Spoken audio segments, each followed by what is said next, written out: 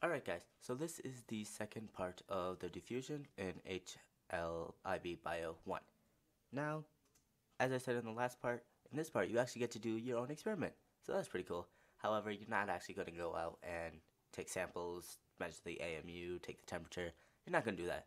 We're going to use a computer simulation on explorelearning.com. Not as cool, but I mean, what are you going to say about it? So, the first question asks, choose a variable. So choose something that you want to study, something that really comes out to you, or just like a random thing that you don't really care, you just want to get this done, which is okay too. So, as you can see, I chose AMU, or atomic mass units. You can choose that as well. However, it's kind of tricky, but if I explain it to you well, hopefully you'll get it. Now you can choose between basically three things. You can do a fourth thing. However, it's super hard. I mean, you could do it. Again, not up to me. It's up to you. But again, if you really want to like get a good grade or something, basically stick within these three. So the first one is the wall. Now the wall is basically this sort of semi-permeable membrane that the particles are passing through. It's basically like a membrane where, okay, this sort of thing is going to pass through this membrane at a certain point. Meaning, let's say there's more hindrance or there's like a bigger space for the particles to go through. That could be a variable that you would want to change, and that would be here, the wall. Another thing you could change is the x and a, which is basically the number of particles. So the number of particles could also change, meaning let's say 100 particles versus 2 particles versus, I don't know, 50 particles. That would be something interesting, which I would have done in my next experiment if I could. However, you want to stick to something maybe above 5 particles. 2 particles just gets super sketchy because as soon as one particle gets to the other side of the wall, it's automatically 50% and then it switches right back after. So generally stick between 5 particles or up, but again, it's up to you. Next is the y and b. I mean, this is a variable you could change. However, it doesn't really relate in our context, so I would stay away from it for now. Temperature, we already did in the last iteration of the IB diffusion. You could do it again. I really don't think Mr. Varicella would like that though. He probably wants you to do something different. You could do different temperature points though. Instead of 100, 200, 300, you could do, let's say, 100, 150, 200. Just stick to something different. Don't do what you already did. Probably isn't gonna like that. And then finally, you could do particle mass, as I did, atomic mass units. I'm gonna explain it as I go, so you pick that, alright? Just pick any one.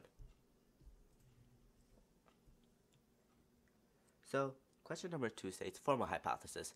Now, in your sciences career in Reagan, you've probably formed a lot of hypotheses using the typical if, then, because statement. Using this knowledge, I would say, if you want to do well, this is just me per se, do your hypothesis after you've done your data because there's nothing wrong with being wrong. However, I mean, I wouldn't want to be wrong. You can be wrong as well. I'm not saying you can't. Just saying, write your hypothesis after. That's just my intake of it. Anyway, let's go down to these 4 things right here. These are the different setups. So you remember in our last one where you had this one, this setup, and then you had 200, 300, 400, 500, and then 600? That's basically what we're going to do here, only you have to deal with 4, not 6. So it's way easier. You want everything to stay the same except your variable. So let's say, in my case, only the particle mass units. You can see 1, 8, 16, 25. Everything else is 0, 0, 0, 0, 100, 100, 100, 100, 0, 0, 0, 0, 600, 600, 600, 600. Another thing I would suggest when you're doing this, keep your temperature super high because it'll just make life a ton easier because the time in between the trials is going to go way faster. Before, let's say in the 100 Kelvin range, it takes about 200 seconds for one trial. In the 600 Kelvin range, it takes about 20 seconds. So it just makes your life easier to stay at a high temperature. Again, this is your experiment. You may do it a different way I did. Totally not bound to it. Same, those are my tips.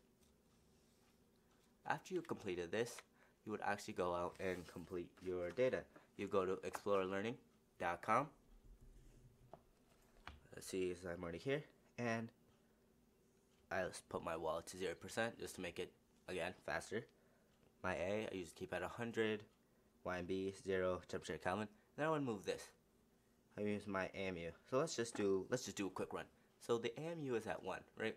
And we're looking for this to be below 55. So let's play. Oh wow, those are going down really fast versus it before. Oh, did it already pass? Nope, that's just a 59. Press play. There we go. Here, 53. 25 seconds. You see how quick that was? One trial already done. So I would take out my piece of paper, make a graph quickly, try 1, 2, 3, 4, write down 25. Simple. Do this 5 times, take the average, then what you want to do, reset, change it, change it, change it, change it, change it. Do 5 trials, take the mean, do 5 trials, take the mean, do 5 trials, take the mean. Now, this all should take like about 5-6 minutes. After you've done this, and you have the means, the means are basically the numbers that you want to have with you, because you could graph all these. However, the means have the most amount of data, compiling all your outliers, compiling all the higher ends of your data and the lower ends of your data. So after you have these 4 numbers, flip it over and make a graph. Again, as I said in my last video, this you really don't have to go to your computer, print it out, make it colored. I just did, wanted to, kind of looks cool. I think math is cool, you don't have to. But again, just take a sheet of graph paper, take your highest point, in my case it is 56. Take your lowest point, my case is 27. Think what would be a good change between them, maybe 5, maybe 10. I would say like 5, around 5 for me, which is kind of what I did here. So just find a range that sticks with you. And then for your bottom, your AMU, your x-axis, you would write down your variable that you changed. So in my case is AMU, your case might be different, temperature, particle size, particle number, or the wall permeability. Now you should have like 4 values here. Apply your 4 values, whatever you want. For a wall, I would say like 0, 25, 50, maybe 100. To do that, just take your points. So my case, it was 27. Took me 27 seconds for 1 AMU. So 1 AMU, that's right here. And then I'll go to 27 and then plot a point.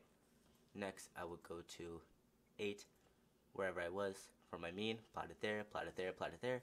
Just take a ruler, straight edge, straight edge, straight edge. Again, really simple. Just need to plot 4 points and you're good. You don't have to do all this trend line, schmen line, anything. So after you've done this, it should become pretty apparent how your variable, how the thing you've changed affects the rate of diffusion. So you can clearly see in my case, as the AMU, or the atomic mass units, as the mass of the particle increases, the amount of time taken for diffusion to happen, to be fully diffused, increases as well. So it's a direct way of knowing. And I would just put this in words. You can already see it in the graph with it shooting straight, not straight up, but mostly up. And just write it. So it's asking, how did the variable, basically what I say, you investigated, affect the diffusion? I say, as the AMU increases, the rate of diffusion decreases. So diffusion happens at a slower rate. Because, and then asking, why do you think this was?